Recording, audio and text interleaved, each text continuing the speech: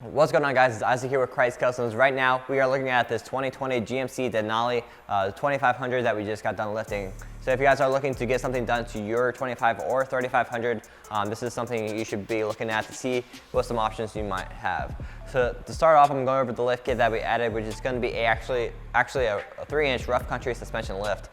This one's going to come with new control arms and the adjustable or the new shocks, as well as a block in the rear. So this is going to help brace the truck up, also level out the front with the back, and to help us fit this bigger wheel and tire package. So the tire is going to be a 35 1250 R22 Nitto Road Grappler, which is a mix between the mud terrain and all terrain tires. So it's going to give you the best of both worlds, with the still having the aggressive sidewall and a thicker tread to give you that more aggressive look.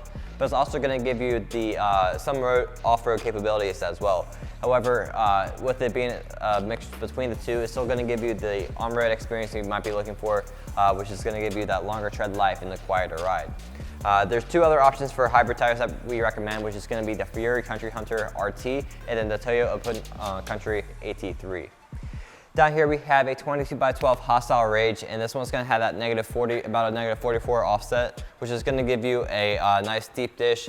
But this one's also going to have some of that concavity to it as well. So the spokes are going to come out onto the lip a little bit and then head back towards the center cap as you go up. And so it's going to be a mix between both the deep dish and concave look. And then it's going to have about a 4-inch lip into a 4.5-inch lip between the spokes with this one.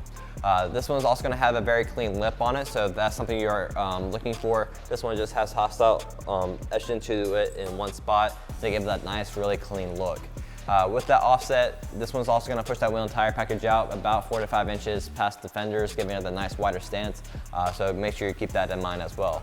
Lastly, this wheel does have the open lug, so if you are looking to run some spike lug nuts, which would be a really good look for this truck, that is something you can do as well.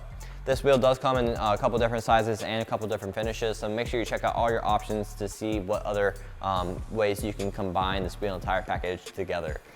So if you guys like this build and want to get it done to your vehicle, we can do that for you right here at Krietz Customs. But make sure you check out our 0% financing options so you can go ahead and get your truck looking like this and go ahead and enjoy it and pay later.